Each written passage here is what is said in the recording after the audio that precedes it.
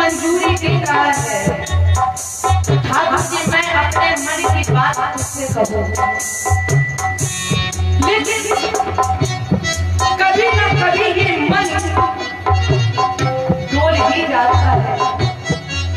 आपके पास आने के बाद ठाकुर जी कभी ना कभी ये मन बहक जाता है और अपनी इच्छा पूर्ति करना चाहते हैं। प्यारे फिर कह रही हूँ क्या दुश्मन ना हो तेरा चुपचाप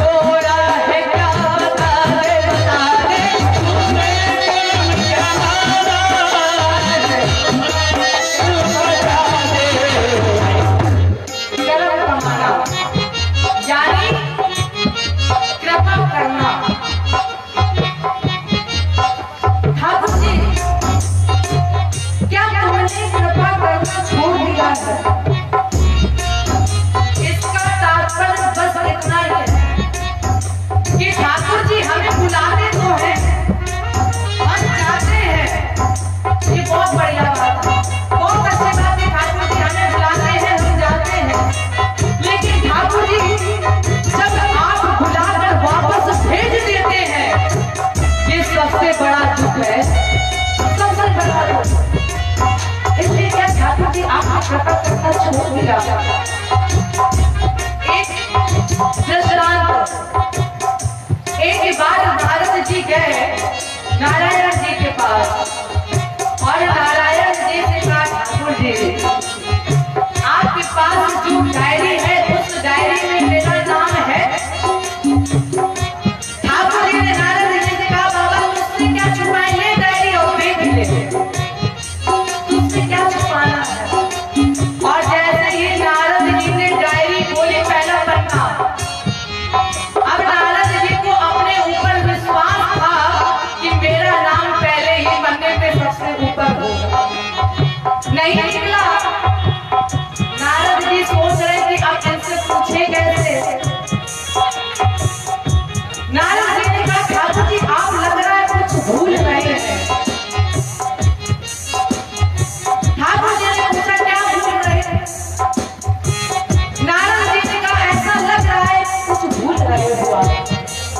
ठाकुर जी ने कहा, ऐसा करो बाबा, 2-3 पन्ने और पलटो, हो सकता है जो तुम देखना चाहते हो वो 2-3 पन्ने के बाद हो।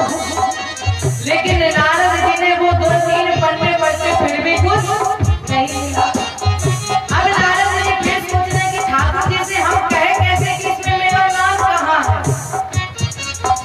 बाबा ने कहा, ठाकुर जी कुछ भूल गए। ठाकुर जी ने कहा, बाबा मैं नहीं जानता क्या भूला, आप बताओ मैं क्या भूला। नारद जी ने कहा, ठाकुर जी इस डायरी, अच्छा ये बताइए आपके पास कोई प्राइवेट डायरी है? एक तो डायरी और उसमें शायद कुछ हो। ठाकुर जी ने कहा, मुझे नहीं पता, तुम बताओ मैं भूला क्या। तब नारद जी ने कहा, ठाकुर जी मैंने डायरी के एक पन्ने पलट लिए, लेकिन उस डायरी में मेरा नाम है ही नहीं। और जैसे ही बाबा ने कहा मेरा नाम नहीं है, ठाकुर जी ने कहा, अरे पगले तू इस डायरी में अपना नाम देख रहा है। अरे तेरा नाम तो इस दिल में छपा हुआ है, और जब इस दिल में छपा हुआ है तो फिर डायरी में देखने की क्या जरूरत है। अब नारद जी ने सोचा कि दिल में एक नाम हो तो ये तो बहुत अच्छी बात है, क्योंकि हर कोई ये चाहता है कि दिल में केवल एक ही हो। नारद जी ने कहा, बाबा इस दिल में कौन कौन है।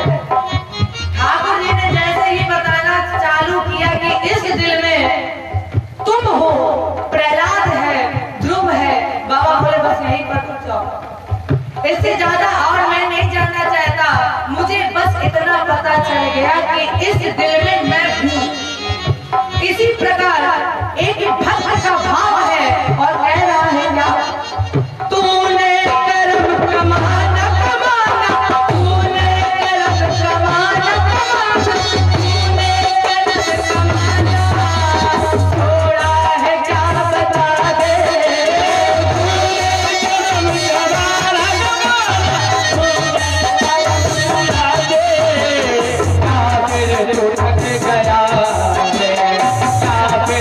थक गया,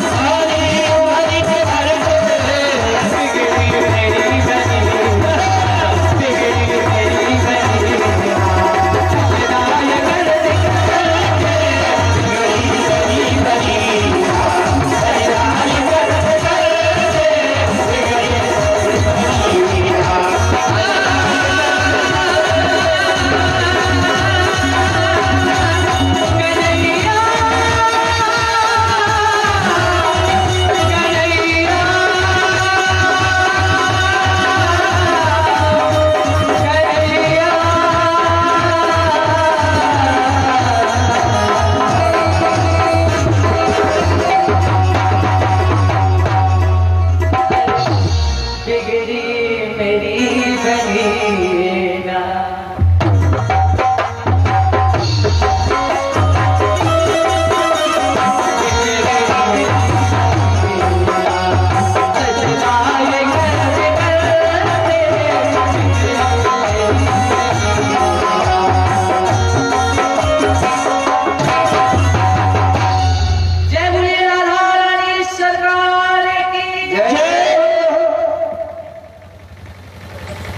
आइए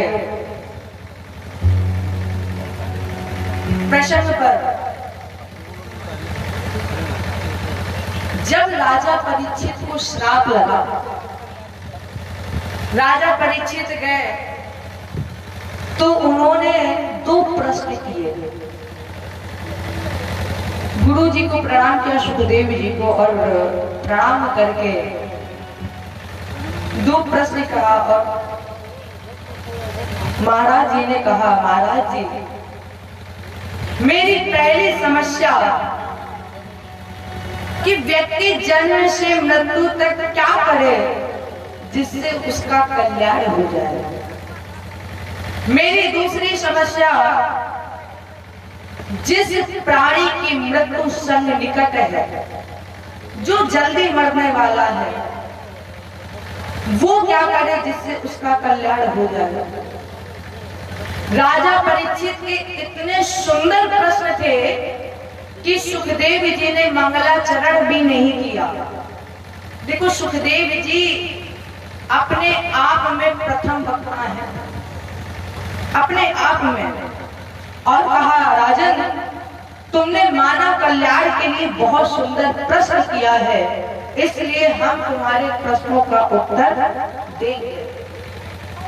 तुमने पूछा, अगर प्राणी क्या करे जिससे जन्म और मृत्यु के बंधन से छूट जाए, और जिसकी मृत्यु संग निकट है वो क्या करे। तो राजन इन सब का एक ही सूत्र है, और वो सूत्र हमेशा याद रखना। कौन सा? मोह मूल बहुसूल प्रद, और त्याग तम अभिमान, भजहु राम रघुनायक, कृपा सिंधु भगवान। मोह मूल बहुसूल प्रद, और त्याग तम अभिमान।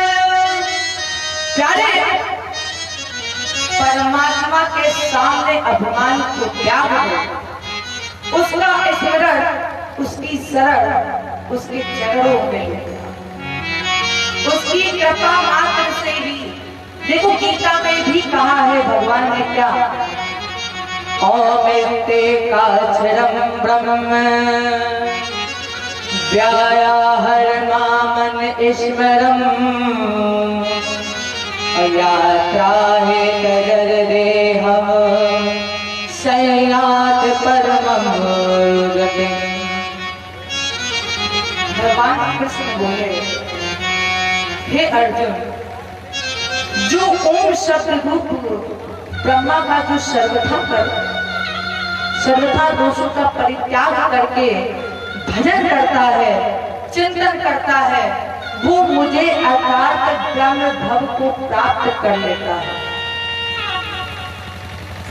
और राजन, आपको पता है कि मुख की पवित्रता किससे है? मुख की पवित्रता किससे है? किससे है? मुख की पवित्रता है भगवान का नाम गाने से।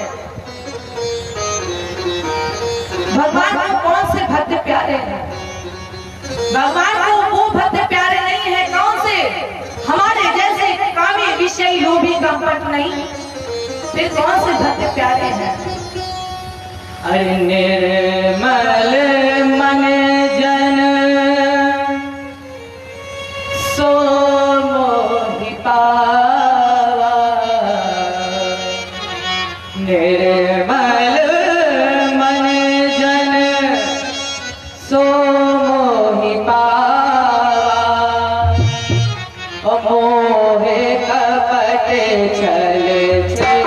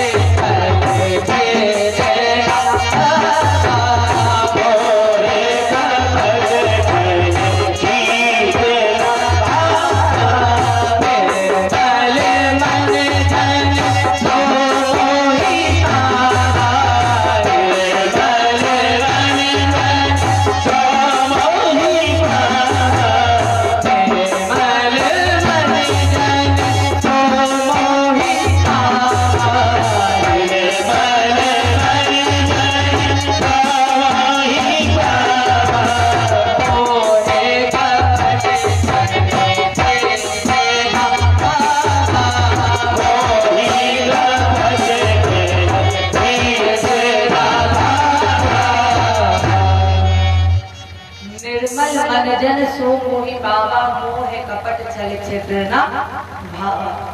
जिसका मन निर्मल है उन्हें भक्त को वो भगवान को वो भक्त प्यारे हैं। तो अब मुख की पवित्रता किससे है? राम का नाम गाने से। मुखे पवित्रम यदि राम नामम हृदय पवित्रम यदि ब्रह्म ज्ञानम हस्तो पवित्रम यदि दानम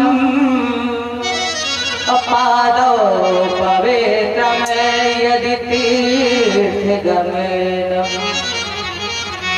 मुख्य पवित्रता है नाम का नाम गाने से। देखो आप चाहे जितने तीर्थ कर लो, चाहे जितने मंदिरों में भटक लो, लेकिन जब तक आपके घर के भगवान खुश नहीं है तो आपका तीर्थ भी जाना बेकार है। राजेंद्र, अगर मानव कल्याण चाहता है तो सर्वसुलभ उपाय है। सर्वसुलभ उपाय कौन सा? सब कुछ करने के बाद एक बात जरूर बोले ठाकुर जी से, क्या? ओम ब्रह्मात्मनम अस्तु। इस बात को जरूर बोले। क्यों? क्योंकि ठाकुर जी ये जो कुछ भी है वो सब आपका ही तो है। ये जो कुछ भी दिया हुआ है वो सब आपका ही है। इसलिए सब काम करने के बाद उसको एक बार धन्यवाद जरूर करो और सब कुछ समर्पित कर दो। क्योंकि अगर वो ना चाहे तो वो तुम्हें एक कदम भी नहीं चला सकता है। अरे ठाकुर जी चाहे, अगर अभी हम बोल रहे हैं और अगर ये चाहे तो 2 मिनट बाद मेरी आवाज क्या हो जाए, कब हो जाए, फिर कुछ पता सब इन्हीं की ही कृपा है। इसलिए ओम ब्रह्मात्मनम अस्तु। ठाकुर जी जो सब कुछ है वो सब आपका ही दिया हुआ है। इसलिए तेरी सत्ता के बिना हे प्रभु मंगल बोल। पत्ता तक हिलता नहीं खिले न एक। इसीलिए आपसे निवेदन किया जाता है बार बार, 24 घंटे में जब भी समय मिले तो माया मोह को त्याग कर निर्मल विनम्रता से भगवान को प्राप्त कर। माया, ये माया जो है यही हमें परमात्मा से नहीं मिलने देती। माया, माँ माने नहीं या माने जो नहीं है वही माया है।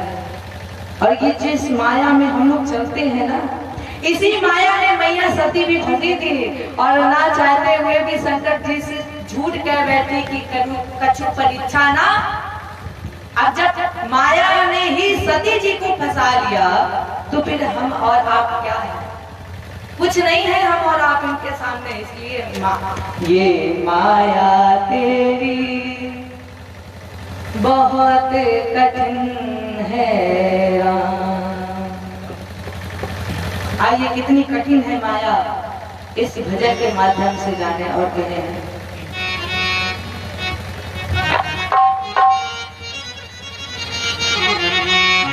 ये माया तेरी बहुत कठिन है राम। माया तेरी बहुत कठिन है राम। ये माया तेरी बहुत कठिन है राम। ये माया तेरी बहुत कठिन है राम। माया में क्या हुआ? मात है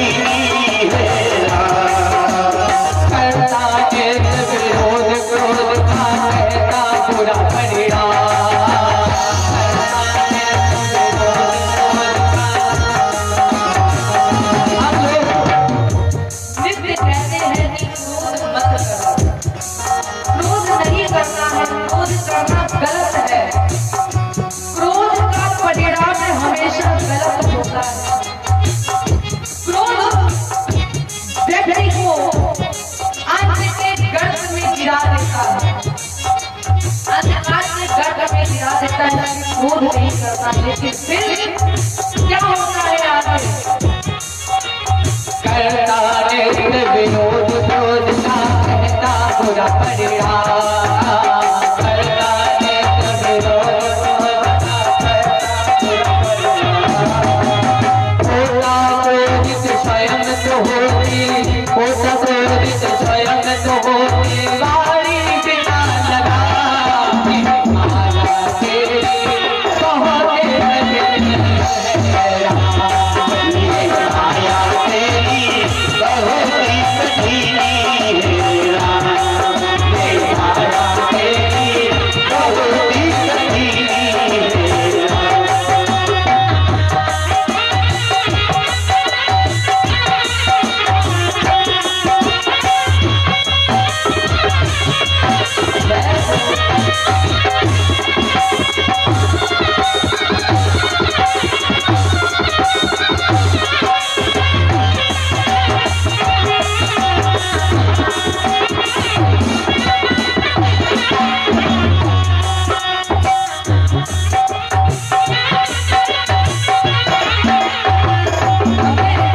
देखा है लोगों को, रोज लोग जब सुबह उठते हैं तो लोग अखबार पढ़ते हैं। एक अखबार नहीं, कुछ लोग तो 4-4-5 बार अखबार पढ़ जाते हैं, मैंने देखा है। और उस अखबार में ज्यादातर दूसरों की मृत्यु का वर्णन, कब कैसे कौन मरा सब है, वही हम लोग पढ़ते हैं और देखते हैं। मैं तो देखता है औरों की रोज सवेरे शाम, मैं तो देखता है औरों की रोज सवेरे शाम, मैं तो देखता है औरों की रोज सवेरे शाम, मैं तो देखता है औरों की रोज सवेरे शाम। भवन बनाता ऐसे जैसे भवन बनाता है, क्या होता है तुम्हारा ये माया तेरी बहुत कठिन है राम, ये माया तेरी बहुत कठिन है राम, बहुत ही कठिन है राम, बहुत ही कठिन है राम, ये माया तेरी बहुत कठिन है राम, ये माया तेरी बहुत ही कठिन है राम।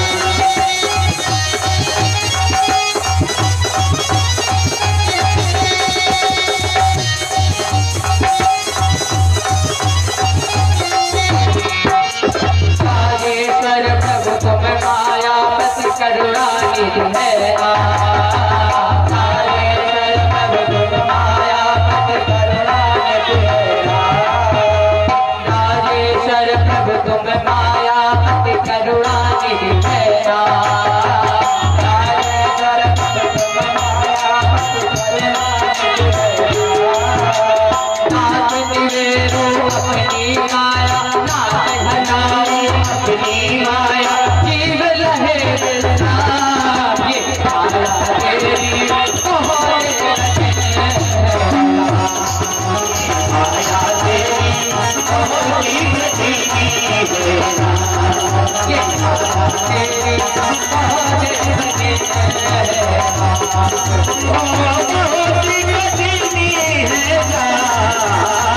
बहुत ही कठिन है माया तेरी बहुत ही कठिन है माया तेरी बहुत ही कठिन है बहुत ही कठिन है बहुत ही कठिन है माया तेरी बहुत ही कठिन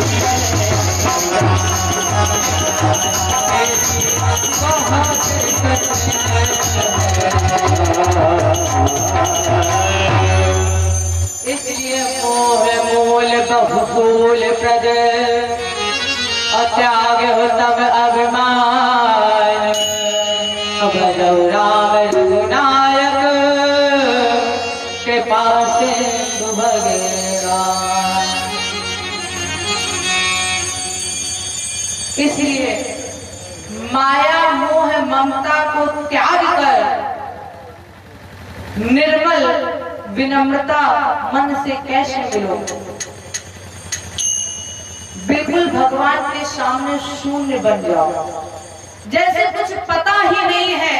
और जब परमात्मा के सामने शून्य बन जाओगे तो वो स्वयं आपकी उंगली पकड़ के आपके साथ चलेगा। इसलिए त्याग दो अभिमान, और अभिमान त्याग करके केवल उसकी शरण। क्योंकि यहाँ पर जो भी कुछ हमें और आपको दृष्टि गोचर हो रहा है, जहां तक हमारी और आपकी दृष्टि पहुंच रही है, ये सब उसी का ही खेल है। अरे बनाए देने कारीगरवा कितने सुंदर बकरी। कौन सी बकरी? वो वाली बकरी नहीं, फिर ये वाली। अरे बनाए देने कारीगरवा कितने सुंदर बकरी, कितनी सुंदर बकरी रामा, कितनी सुंदर बकरी। अरे बनाए दे कारीगरवा कितनी सुंदर बकरी।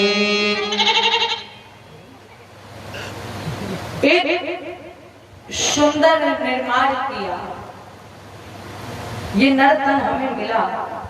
और जब निर्माण करते करते जब वो बनाते बनाते थक जाता है, तो एक दिन में ब्रह्मा जी के हमारे आपके 1000 चतुर्भुज मिलते हैं। ब्रह्मा जी के एक दिन में 1000 सतयुग, 1000 त्रेता, 1000 द्वापर और 1000 कलयुग। इतनी ही लंबी ब्रह्मा जी की रात है, और राजन दोनों को मिलाकर कहते हैं कल्प। एक कल्प में 14 मनवंतर होते हैं। और परमात्मा जब पुनः एक से अनेक होता है, तो वो भिन्न भिन्न निर्माण करता है। ब्रह्मा जी के द्वारा 10 प्रकार की सृष्टि का निर्माण, समय पड़ते ही परमात्मा ने इसके 3 भाग कर दिए, आत्मा, परमात्मा और विराट। राजेंद्र यही भगवान का प्रथम अवतार है। इसके बाद इस पिंड में जब पंच प्राण वायु का समावेश किया गया, तो ये हिलने डुलने लगा। और जब ये हिलने डुलने लगा, तो इसे प्यास और भूख का आभास हुआ। परिणाम स्वरूप इसमें एक एक अंग का निर्माण हो गया।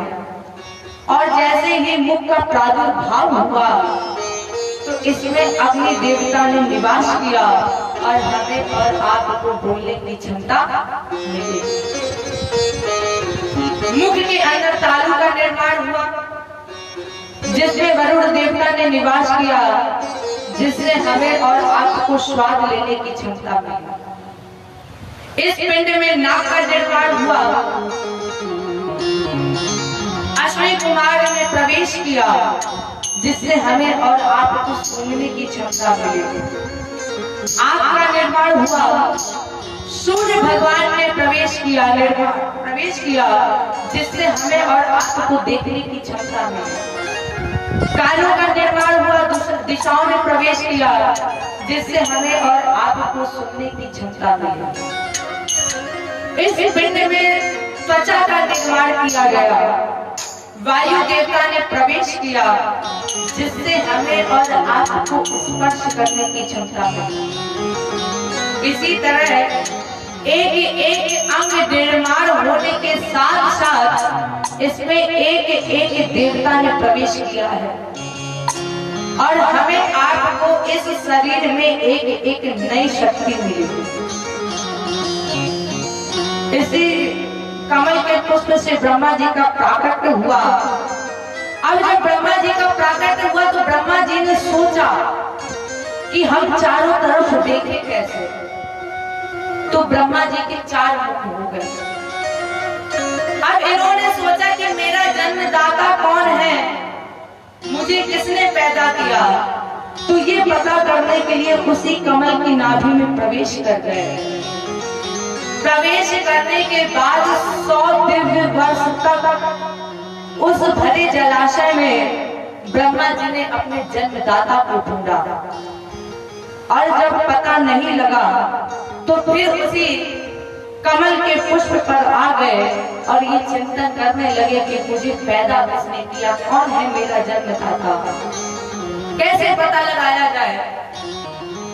तो जब ये ब्रह्मा जी सोच रहे थे, इधर उस जल की लहरें टकराने लगी और उस जल की लहरें टकराने से मानो ऐसा लग रहा था जैसे वो कह रहे हो क्या, वर्णमाला का 16वां अक्षर और वर्णमाला का 21वां अक्षर सुनाई पड़ा। उस जल की लहर टकराने से वर्णमाला का 16वां और 21वां अक्षर सुनाई दिया। 16वां अक्षर है ता और 21वां अक्षर है पा। मानो ऐसा लग रहा था जैसे वो जल की लहरें कह रही हो कि आप करो तप। तो परिणाम स्वरूप ब्रह्मा जी ने उसी नाद को स्वीकार करके 100 दिव्य वर्ष तक तपस्या की और जब ये 100 दिव्य वर्ष तक तपस्या कर रहे थे उसी समय हमारे श्री नारायण वहां पर प्रकट हुए। ब्रह्मा जी को चतुर्थ श्लोकी भागवत का ज्ञान दिया।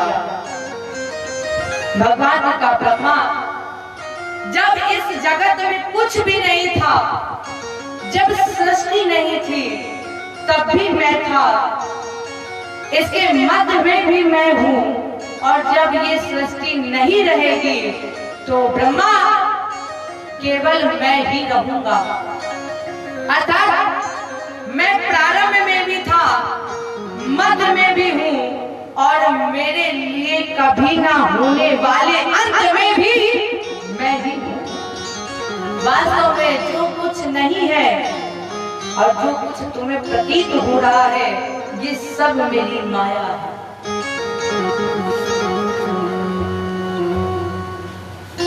सब मेरी माया है। अर्थात ब्रह्मा जी ने भगवान को प्राप्त करके और एक अंग का निर्माण किया।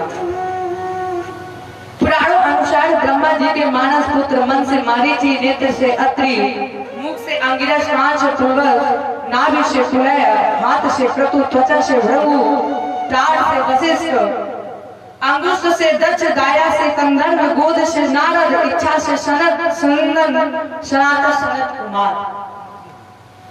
शरीर से ब्रह्मा जी की वाणी से सरस्वती जी का प्राकट्य हुआ और जब सरस्वती जी का प्राकट्य हुआ तो उनके 10 पुत्र हुए।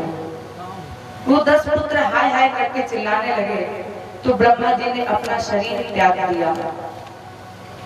और जब ब्रह्मा जी ने शरीर त्याग दिया जो कोहरा और पाला बन गया।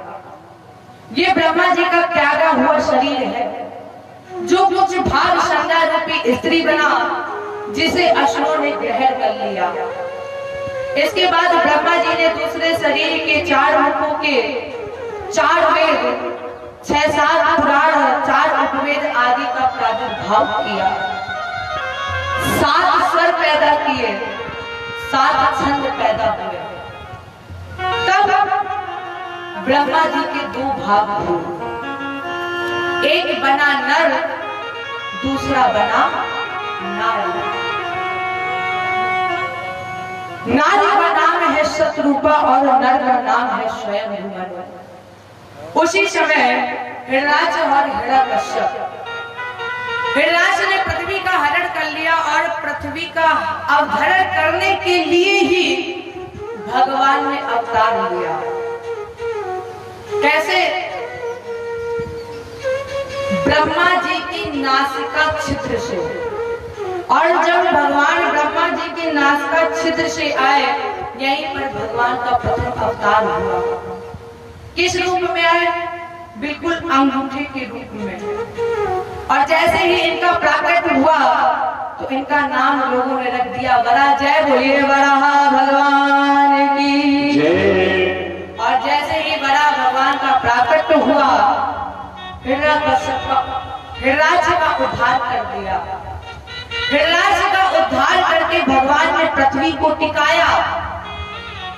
फिर देखिए भगवान जन्मे कैसे हैं, अंगूठे के रूप में, लेकिन एक क्षण नहीं लगा भगवान का स्वरूप गगनचुंबी हो गया। और हिरण्याकश्यप को मारकर जिस समय भगवान ने अपने शरीर को फड़फड़ाया है, उस समय जो बाल झड़ गए वही पृथ्वी पर दाग बन गए। अब ये जानिए कि वराह क्या है और हिरण्याक्ष क्या है।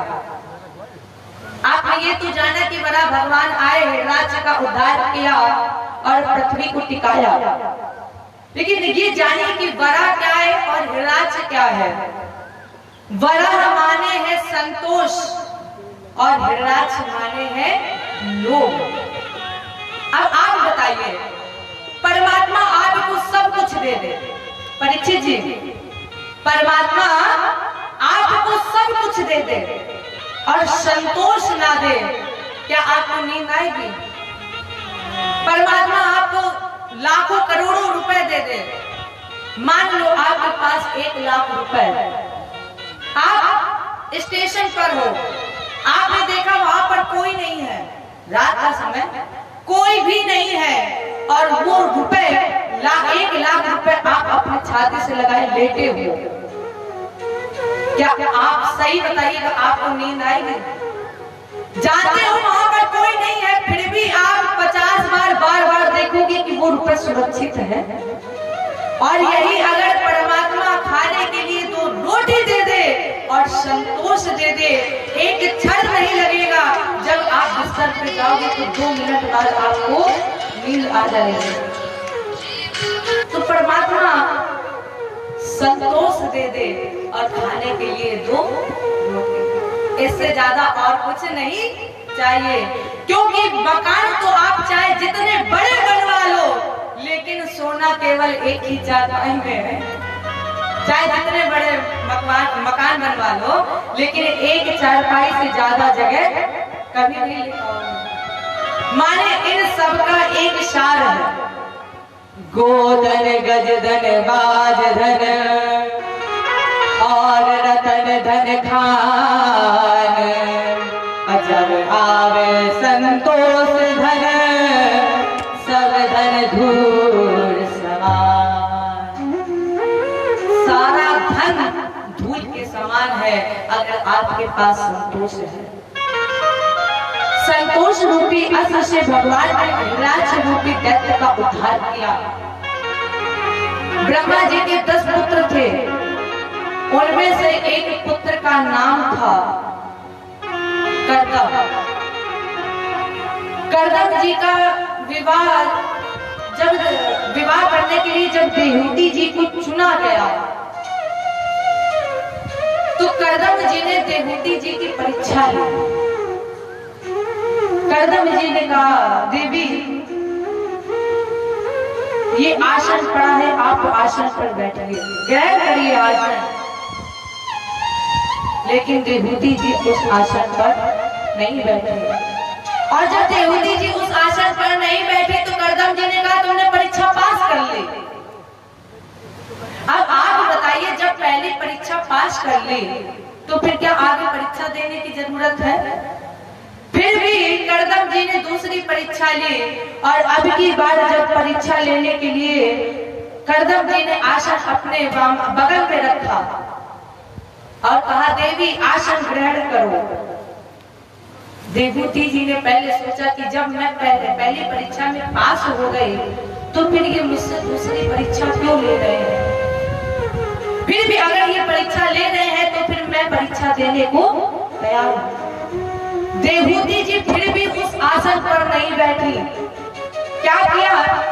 आगे बढ़ी, और आगे बढ़ करके देवहूति जी ने दाहिना हाथ उस आसन पर रखा और हाथ जोड़ करके कहा, मैंने आपका आसन ग्रहण कर लिया। अर्थात मानो ये जो दाहिना हाथ है वो ग्रहण करने की क्षमता रखता है। और जब देवहूति जी ने आसन को को स्वीकार किया, बैठी नहीं। तो इन्होंने दूसरी परीक्षा भी पास कर ली। मानस में भी कहा गया है क्या, अरे देहूती पुन सासु कुमारी सोन कर लम की प्रिय नारी। राम सिया राम जय राम। सिया राम सिया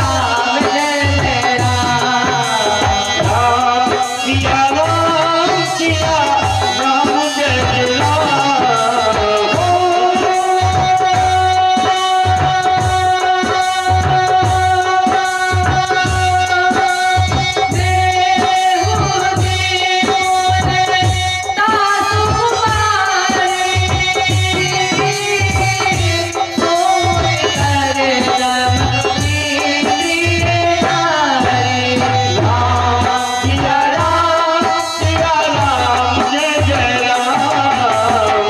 राम सिया राम जय जय राम। की प्रिय ना।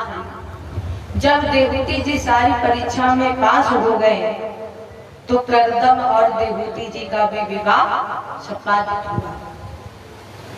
विवाह के बाद करदम जी ने तपस्या की, देवहूति जी अपने पति की सेवा करने लगे।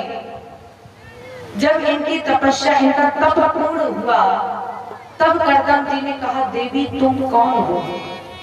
तुम मेरी इतनी सेवा कर रही हो, कौन हो तुम? करदम जी ने इतनी कठिन तपस्या की कि ये करदम जी भूल ही गए कि देवहूति जी इनकी कौन है। जब ध्यान भंग हुआ, कहा, देवी हम तुम्हारी सेवा से प्रसन्न है, वर मांग लो। तुम हो कौन? तब देवहूति जी ने कहा, स्वामी मैं आपकी अर्धांगिनी हूं। करदम जी ने कहा, फिर स्नान करो। तो देवहूति जी जब स्नान करने के लिए सरोवर में गई तो देवहूति जी को हजारों दासियों ने नहलवाया है, चंदन का लेपन किया, वस्त्र पहनाए। और इसके बाद जब करदम जी ने समस्त तीर्थों का दर्शन कराया और समस्त तीर्थों का दर्शन कराने के बाद आश्रम पर आकर देवहूति जी से 9 कन्याएं पैदा हुई। उन 9 कन्याओं का नाम है कला, अनुसुईया, श्रद्धा, अविणु, गति, क्रिया, ख्याति, अनुरुद्धि और शांति। ये 9 कन्याएं हैं क्या? श्रवणं कीर्तनं विष्णु स्मरणं पादसेवनम् अर्चनं वन्दनं दास्ये संख्यमातं निवेदनम्। श्रवणं कीर्तनं विष्णु, ये 9 भक्ति ही 9 कन्याएं हैं। और जब देवहूति और करदम जी से 9 कन्याओं की प्राप्ति कर ली, तब इनसे एक पुत्र हुआ। तब इनको एक पुत्र मिला, जिस पुत्र का नाम है कपिल। कपिल माने होता है ज्ञान। और अगर आपने कथा शुरू से सुनी होगी तो आपको याद होगा, आपको बताया गया था कि भक्ति के 2 पुत्र हैं, ज्ञान और वैराग्य। तो जैसे ही कपिल भगवान का प्राकट्य हुआ, करदम जी ने 7 परिक्रमा की। प्रभु हम जानते हैं कि आप मुझे पुत्र रूप में दर्शन देने के लिए आए हैं। हे प्रभु, अब मेरा कल्याण कैसे हो, मुझे ये बताइए। तब कपिल भगवान ने कहा, पिताजी,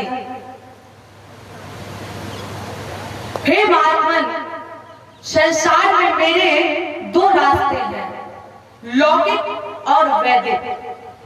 जितने भी मेरे मत हैं वो सब अपने आप में प्रमाणित है, मुझे प्रमाणित करने की आवश्यकता नहीं है। और जिस व्यक्ति को ये पता चल जाए कि इस संसार में मेरा कोई नहीं, समझ लो उसका कल्याण निश्चित है। इसलिए वैरी रट ले हरि का नाम, वैरी रट ले हरि का नाम।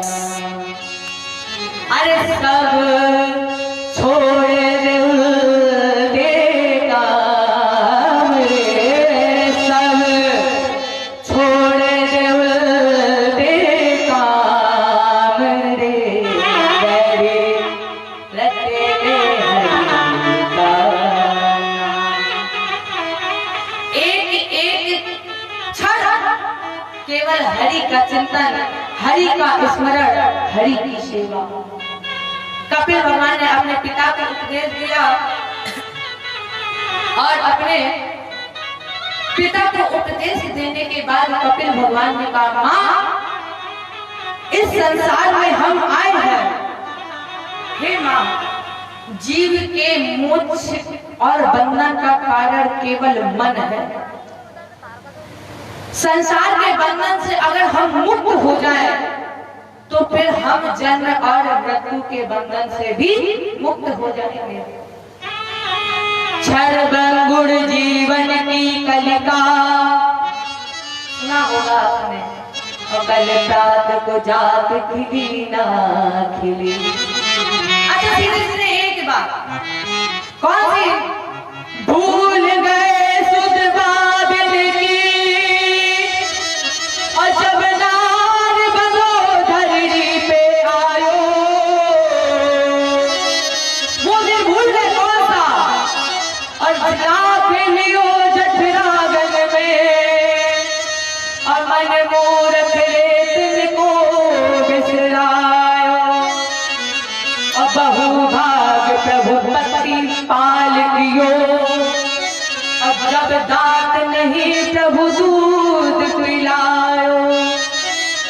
सो हरिदास रटो दिन को, जिन पानी की बूंद से बिंद बना। मैली चादर ओढ़े कैसे, मैली चादर ओढ़े कैसे, द्वार तुम्हारे मैली चादर ओढ़े कैसे। गारी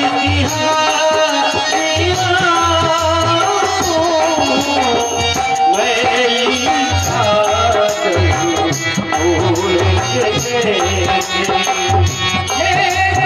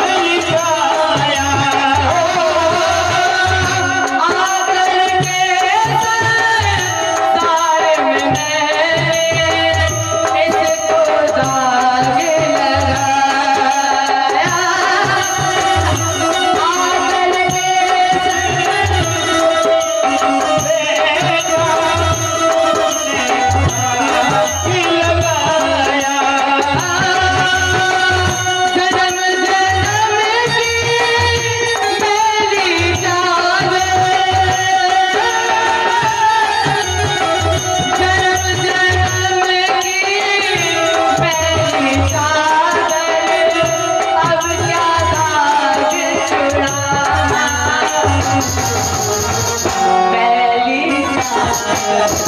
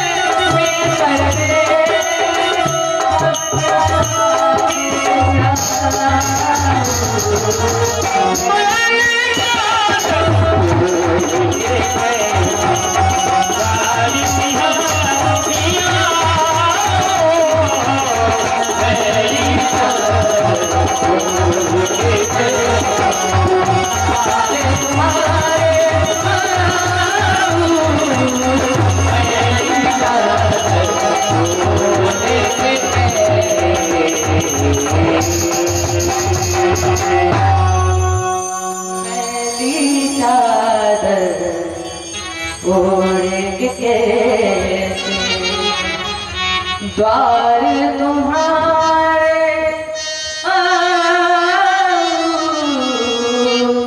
नैनी चादर ओढ़े के कैसे।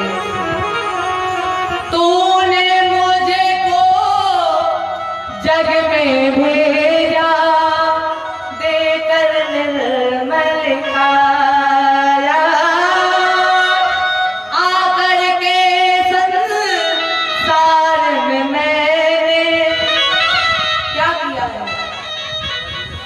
इस संसार में हम आए तो क्या किया? इसको दाग लगाया जन्म जन्म की मैली चादर जन्म जन्म की मैली चादर। देखो इस संसार में आने के बाद जो हमने काम किया है, इस संसार में आपने भेजा, मैंने उस पर दाग लगा दिया, वो चादर मैली हो गई। तो अब जब वो चादर मैली हो गई फिर क्या किया जाए जिससे ये दाग छूट जाए। और वास्तव में परमात्मा के जाने के बाद जितने दाग होते हैं वो अपने आप ही।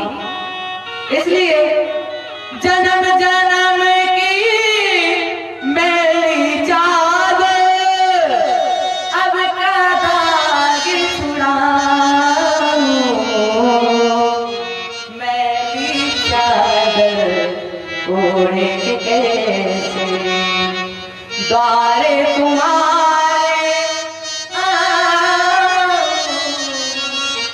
वास्तव में उस दाग को लेकर परमात्मा के सामने क्या तुम जा पाओगे?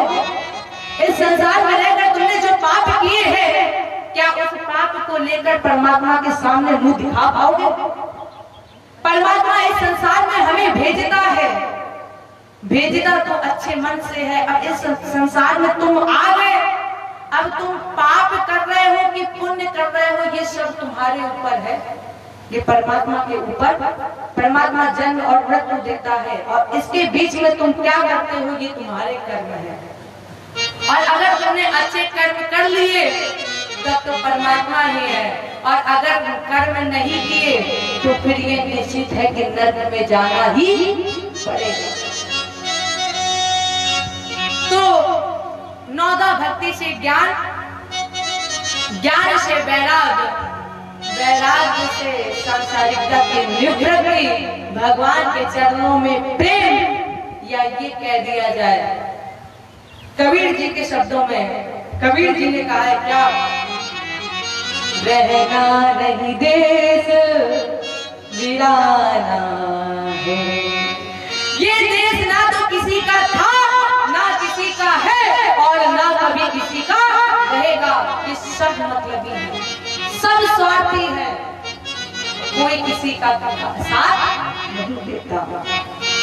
इसलिए बहुत बेदर्द है, अगर इसके पास जाओगे तो ये भी तुम्हें दुख देगा, बहुत परीक्षा लेगा, लेकिन परीक्षा लेने के बाद सच्चा भक्त वो है जो हर एक परीक्षा को पास कर दे, ना कि परीक्षा देते देते थक जाए और वापस लौट जाए।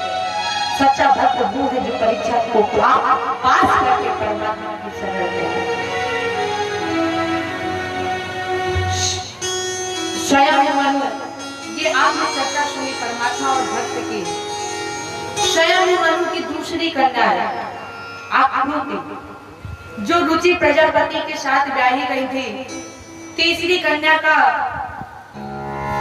जिनके यहाँ भगवान यज्ञदेव का प्रादुर्भाव हुआ। तीसरी कन्या का नाम प्रसूति, जो दक्ष जी के साथ ब्याही गई थी। लेकिन राजेंद्र, इस चरित्र को हम आपको आगे चलकर सुनाएं, इससे पहले एक विशेष बात, एक विशेष चिंतन मेरे चित्त में आ गया है। महाराज जी ने पूछा किसका? बोले आपने करदम जी की 9 कन्याएं बताई और उन 9 कन्याओं में से एक कन्या है और मैया अनसुईया। तो कहा महाराज जी वही चरित्र मुझे सुनाइए। अत्रे ग्रहे सुर श्रेष्ठा पतंत हेतवा। तो महाराज जी मुझे ये बताइए कि अत्रे और अनुसुईया जी के यहाँ भगवान पुत्र क्यों बने? क्यों बने पुत्र? देखो ये मात्र शक्ति है। अनुसुईया जी पतिव्रत धर्म का पालन करती थी और इसी पतिव्रत धर्म को नष्ट करने के लिए 3 देवियों ने अपने स्वामी को भेजा और कहा जाओ स्वामी और इनके पतिव्रत धर्म को नष्ट कर दो। इसीलिए भगवान 6-6 महीने के बच्चे बने और जब 6-6 महीने के बच्चे बने, माताओं को पता चला कि अब स्वामी लौटने वाले नहीं, तो नारद जी ने कहा कि देखो देवी, अब बाबा लौटेंगे नहीं, अब तीनों लोग क्या करो, जाओ। कहां पर? अनुसुईया जी के पास। वहीं आप सभी के स्वामी आपको मिलेंगे। और अब तीनों माताएं पहुंचे अनुसुईया के पास। कहा मां, क्या मेरे स्वामी आए हैं? अनुसुईया जी ने कहा तुम्हारे स्वामी तो नहीं आए, लेकिन 3 संत जरूर आए थे, तो अब उन्हें देख लो। अगर तुम्हारे जो पति हो तो तुम अपने पति को पहचान लो और ले जाओ। और जब जो 6-6 महीने के बच्चे बने थे तो पालना एक था, पालने पर तीनों को लिटाया एक के ऊपर एक। पार्वती जी गई, लक्ष्मी जी गई, देखा और पार्वती जी ने कहा हम नहीं पहचान पाएंगे।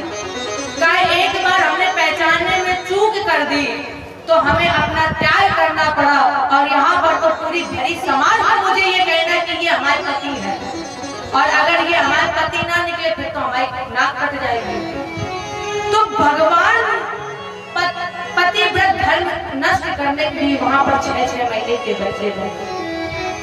जब अनुसुईया जी ने वही मंत्र पहले वाला फूका, कौन सा? हे प्रभु, अगर मैंने स्वप्न में भी पर पुरुष का दर्शन कभी ना किया हो तो मेरे पति के चरणों के प्रताप से ये तीनों बच्चे अपने असली रूप में आ जाए। तो एक जन्म देने वाला ब्रह्मा, एक पालन करने वाले विष्णु और एक श्रृंगार करने वाले भोले बाबा त्रिदेव प्रकट हो गए। जय बोले भोलेनाथ भगवान की जय। जय श्री राम। और जैसे ही तीनों प्रकट हुए, भगवान ने कहा मां हम प्रसन्न हैं, वर मांगो। जन्म के सहस्र लक्ष वर्ष ध्यान धरे, कौन है ये? त्याग करे माया और भावन प्रति, चरणों के दर्श पावे, सुखावे पीत जात, अनेक ना जन्म यति के, देख के चरित्र अति के अशुधार। कहते हैं बार बार धन महिमा सती की, अधन महिमा सती की, धन महिमा सती की। हाँ, वर मांग लो, हम बहुत प्रसन्न हैं।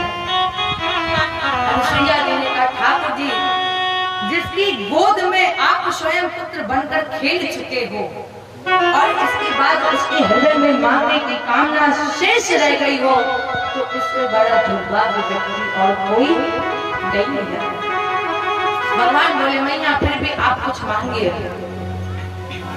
अनसुईया जी ने कहा अगर आप बार बार कह रहे हैं तो फिर मुझे दीजिए पुत्र 3।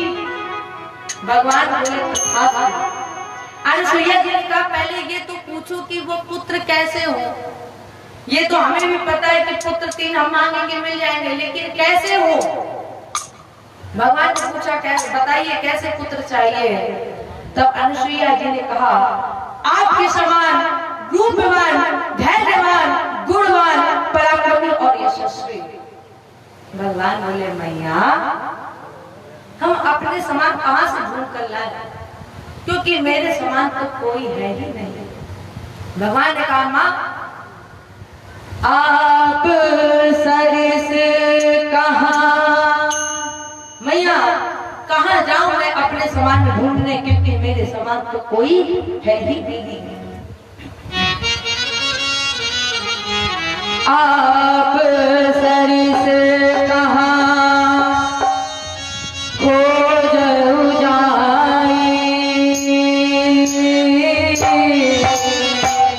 मात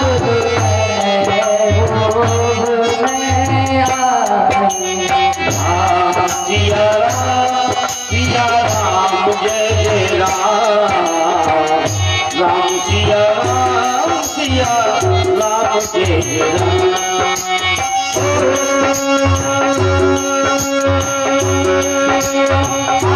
आप सरस कहां खोज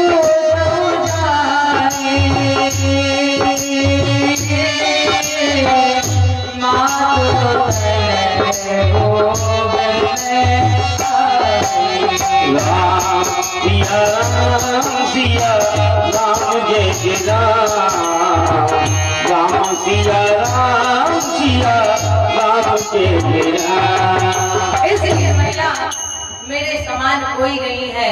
आप शरीर से काम हो जो जाए, माँ तो तने रूप में आई। इसलिए हम आपको आशीर्वाद दे रहे हैं कि हम तीनों पुत्र रूप में दर्शन देंगे। राजेंद्र इसी वर की पूर्ति के लिए अनसुईया जी के यहाँ 3 पुत्र पैदा हुए, 3 पुत्र प्राप्त हुए अनसुईया जी को। तो ब्रह्मा जी के अंश से जो पुत्र हुआ वो चंद्रमा, और जो राजेंद्र आपने प्रश्न किया था मैंने आपको उस प्रश्न का उत्तर दिया। स्वयं मनु की 3 कन्याएं थी।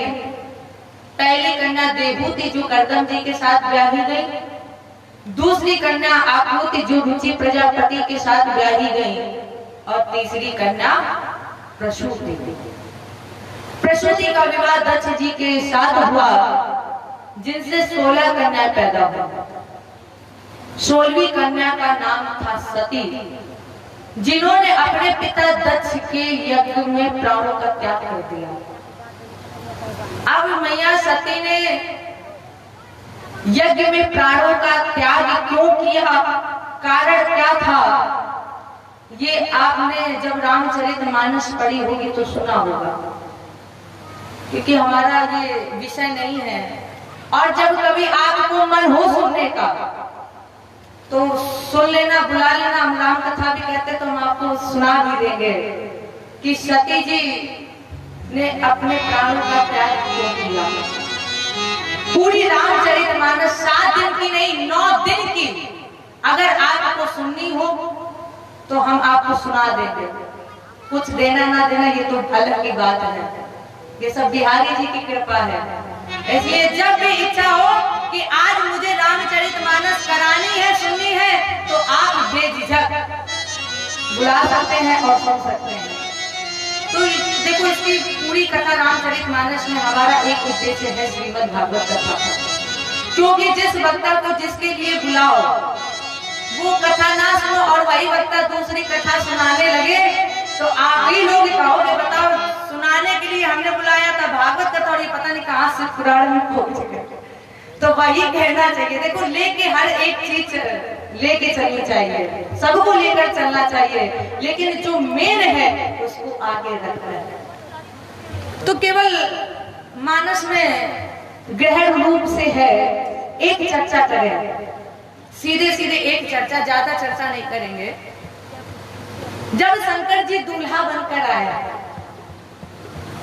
तो जब दूल्हा बनकर चले हैं शंकर जी, तो क्या गजब की बारात चली है, क्या सुंदर श्रृंगार है हमारे भोले बाबा का। और कहा गया है क्या, सबई समुगर करई श्रृंगारा जटा मुकुट और मोर सहारा, सबई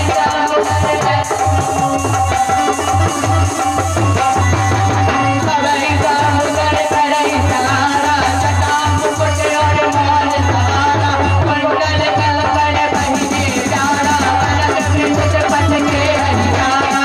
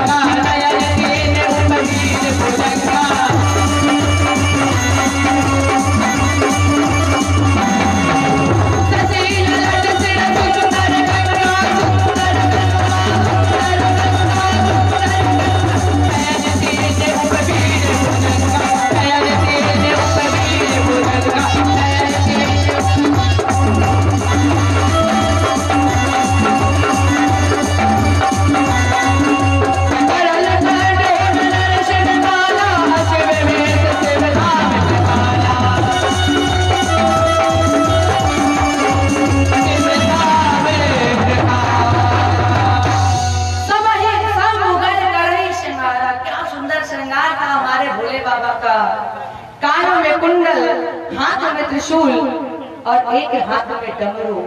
और जब चले हैं, भगवान विष्णु ने कहा महाराज एक बात बताओ, सर पर गंगा जी है, चंद्रमा जी है, हटाओ इन्हें। अरे दूल्हा बने हो, विवाह करने जा रहे हो, उसकी हटा दो। शंकर जी ने कहा एक बात बताओ। अच्छा आप लोग बताइए, अभी हमने देखा है कि परसों आप लोग बारात में गए थे किसी, तो अगर उस बारात में लाइट की व्यवस्था अच्छी ना हो तो क्या वो बारात में मजा आएगा, आनंद आएगा?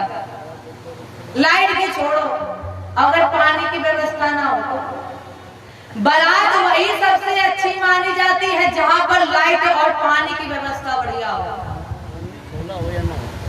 पनीर छोला तो आ ही जाता है, लेकिन लाइट और पानी की व्यवस्था जरूर हो। क्यों? अब मान लो तुम गए गोलगप्पे के पास, बढ़िया उठाया तुमने गोलगप्पा, अब मुंह में डाल लिया, पानी ना हुआ, गले में हलक गया, फिर क्या करोगे? कहोगे पता नहीं कैसे लोग थे, विवाह भी कराया और पानी की व्यवस्था भी नहीं बढ़िया, सुनाओगे उसे?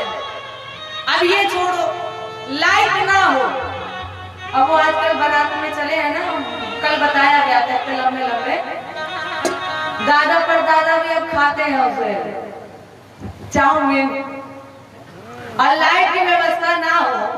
अब वो एक और चली है, वो चम्मच कांटे वाली चम्मच लगा के उसमें 3-4 बार घुमाओ। और मान लो लाइट ना हो, और जहाँ लाइट नहीं होती वहाँ मच्छर बहुत होते हैं, और उस मच्छर में चाउमीन में मच्छर लपेट गया, वो खा लिया, तो फिर क्या फायदा? यही कहोगे पता नहीं कितने कीड़े थे, सब खा गए। अच्छा, इसलिए लाइट और पानी की व्यवस्था जरूर होनी चाहिए। तो अब शंकर जी जब दूल्हा बने हैं, ओके, तो शंकर जी को तैयार करने के लिए कोई नहीं था वहां पर, केवल श्रृंगी और भृंगी थे। सारे देवता अपने अपने वाहनों को तैयार कर रहे हैं, सजा रहे हैं।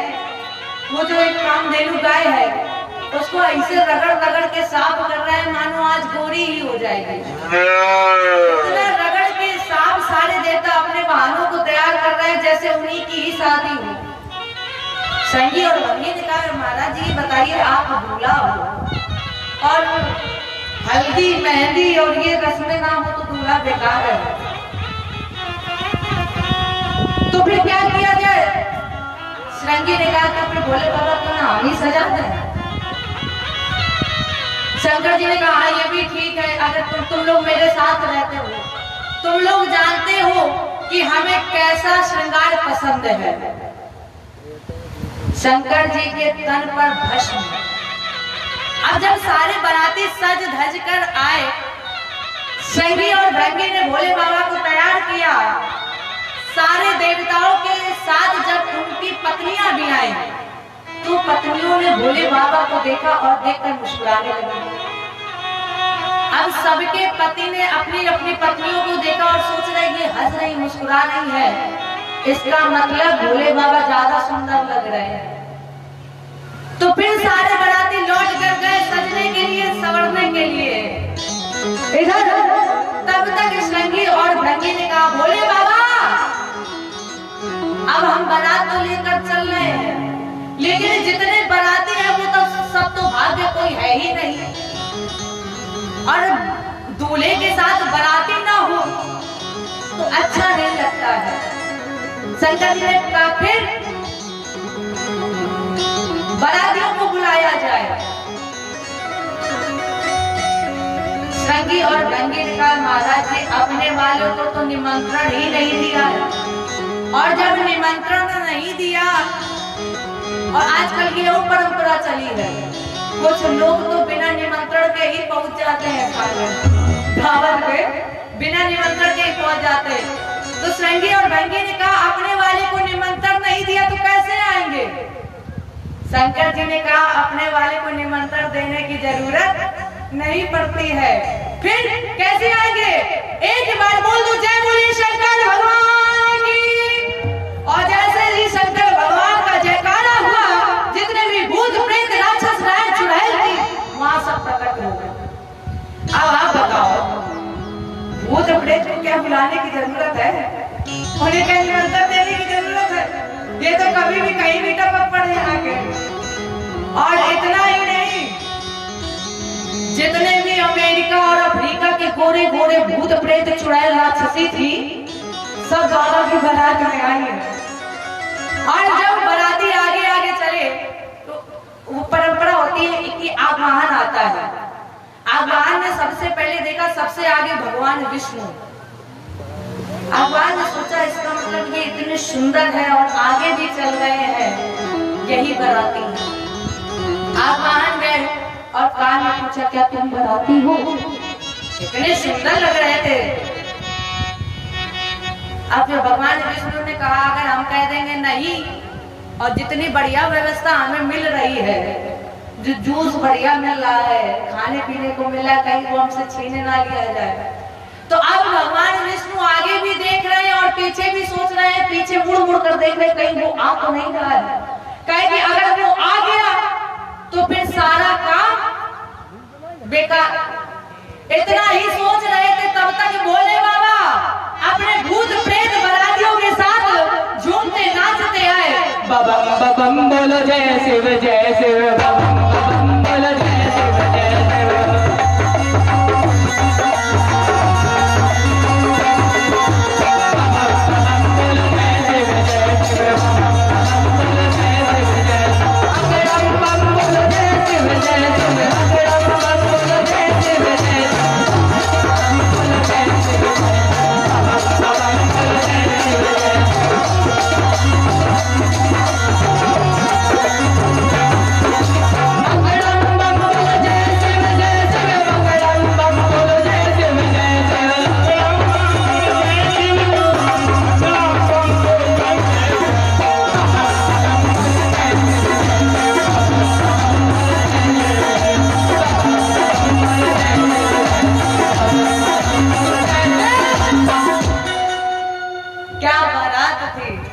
और जब दूल्हा पहुंचे, दूल्हे सरकार पहुंचे, सब देखकर डर गए। जितने छोटे छोटे बच्चे थे डर के मारे भाग खड़े हुए और दरवाजा बंद कर लिया।